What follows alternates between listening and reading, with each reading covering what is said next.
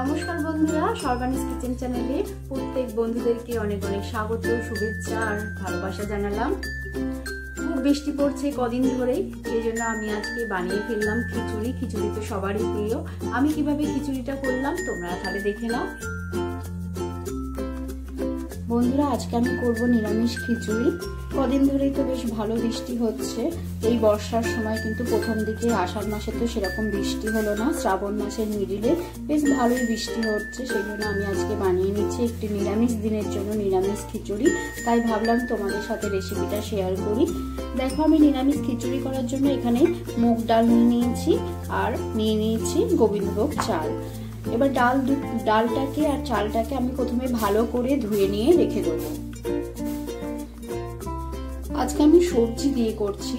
দেখো আমি কি কি সবজি দিয়েছি। এখানে নিয়েছি ঝিঙে, আলু, পটল আর কুমড়ো, আর নিয়েছি দুটো টমেটো নিয়েছি, কেন এই একটু টমেটো দিলে বেশ ভালো লাগবে বেশি করে। আর নিয়েছি আদা, এই আদা আর কাঁচা লঙ্কাটাকে আমি বেটে নেব। তাহলে চলো এবার রেসিপিটা শুরু করি। খিচুড়িটা তৈরি করার জন্য আমি কড়ার মধ্যে সর্ষের তেল দিয়ে দিচ্ছি। আমি তেলটা কিন্তু একেবারেই দেব, কেন এক সম্বর দিয়ে আমি তৈরি করবো আজকের খিচুড়ি। দেখো আমি পরিমাণ মতন তেল দিয়ে দিলাম।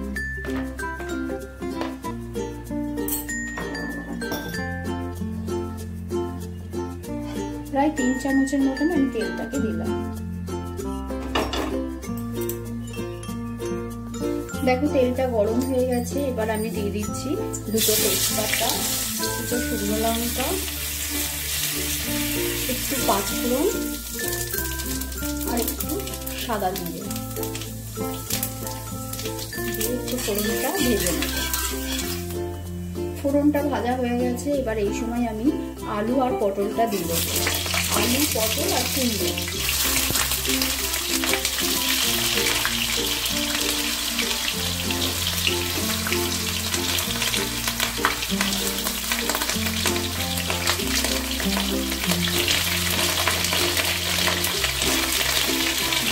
ভালো করে ভেজে নেব।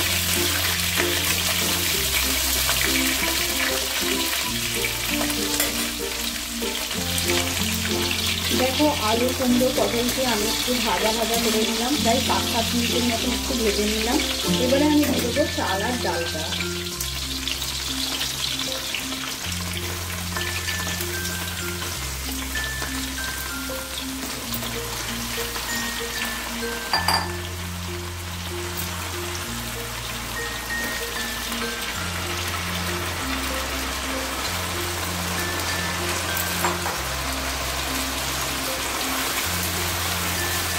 দিয়ে চাল ডাল ভালো করে সব কিছুর সাথে ভেজে নেব।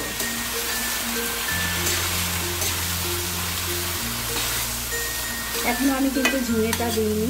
আর তোমরা গাজর থাকলে বাড়িতে যদি থাকে তাহলে গাজরও দিতে পারো, কিন্তু আমার কাছে গাজর ছিল না বলে সেই জন্য দিইনি।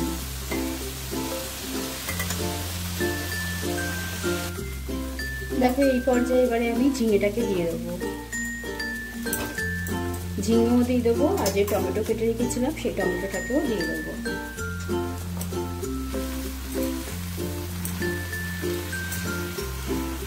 দিয়ে আবার ভালো করে মিশিয়ে নেব।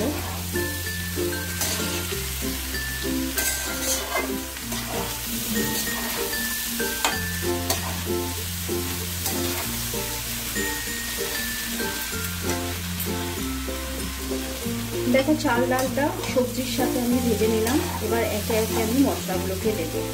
আমি যে আদা কাঁচা লঙ্কাটাকে বেটে রেখেছিলাম সেই আদা কাঁচা লঙ্কাটাকে দিয়ে দিলাম। তোমরা চাইলে আদা বাটা দেবে, কাঁচা লঙ্কা গোটা ফেলে দেবে। বাচ্চাদেরকে যদি খেতে দাও, এই বাচ্চাদেরকে খাওয়ানোর জন্য এই খিচুড়ি খুব ভালো।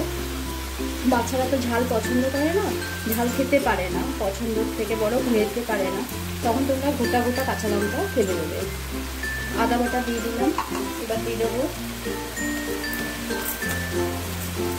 অল্প একটু কাশ্মীরি লঙ্কা গুঁড়ো, কিন্তু বাচ্চারা যদি খায় তাহলে পরে কাশ্মীরি লঙ্কা গুঁড়ো না দিলেই চলে।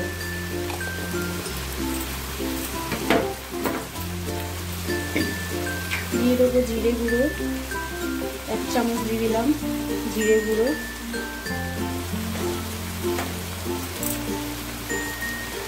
হলুদ দিয়ে দেবো পরিমাণ মতন 1 চামচের মতন দিলাম হলুদ,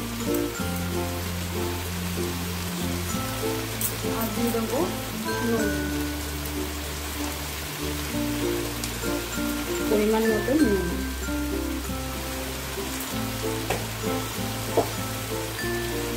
দিয়ে মশলাগুলোর সাথে ভালো করে কষিয়ে নেব।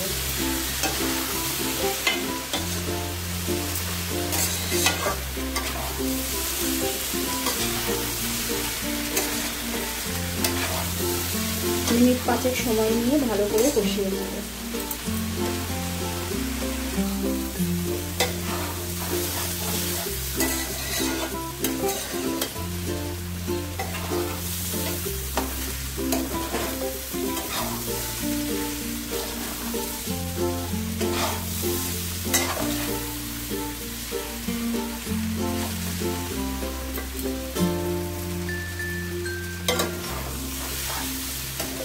মিনিট 5 সময় নিয়ে আমি ভালো করে কষিয়ে নিলাম, সব কিছু মশলার সাথে পুরো নাড়াচাড়া করে নিলাম। এবার আমি দিয়ে দেবো গরম জল।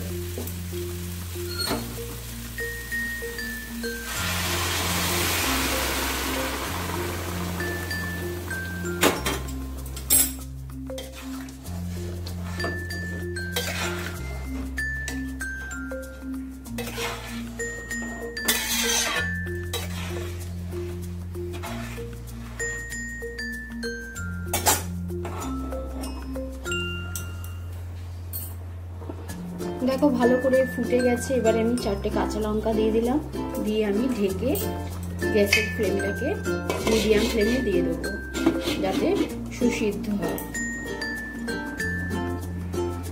কমিয়ে দিলাম গ্যাসের ফ্লেম, দিয়ে আস্তে আস্তে হতে থাকবে। প্রায় 10 মিনিট পর ঢাকাটাকে পুরো খুলছি। তার আগে আমি দুবার একটু নেড়ে চেড়ে দিয়েছিলাম। এবার গ্যাসের ফ্লেমটাকে বাড়িয়ে দিলাম। খিচুড়ি আমার হওয়ার পথে। সবকিছু সবজি সেদ্ধ হয়ে গেছে, একদম পুরো সুসিদ্ধ হয়ে গেছে। চাল ডালও সেদ্ধ হয়ে গেছে। এবার আমি একটুখানি চীনাবাদাম, আমি বাড়িতে একটু শুকনো খোলায় ভেজে রেখে দিই, সেই চীনাবাদাম আমি একটু দিয়ে দিলাম। আর দিয়ে দেবো মিষ্টি।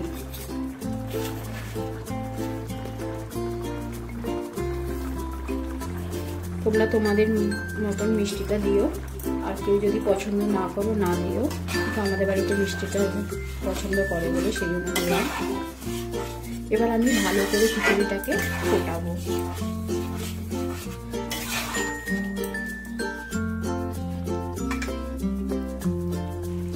দেখো এবার লাস্টে আমি দিয়ে দিচ্ছি 1 চামচ ঘি,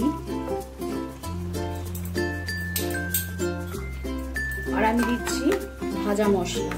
এই ভাজা মশলাটার মধ্যেই দারচিনি, লবঙ্গ, এলাচ, জিরে, ধনে, শুকনো লঙ্কা সমস্ত কিছু ভাজা আছে। সেই ভাজা মশলাটাকে আমি দিয়ে দিলাম। এই ভাজা মশলাটা দিলে কিন্তু এর স্বাদ হয়ে যায় আরো দ্বিগুণ।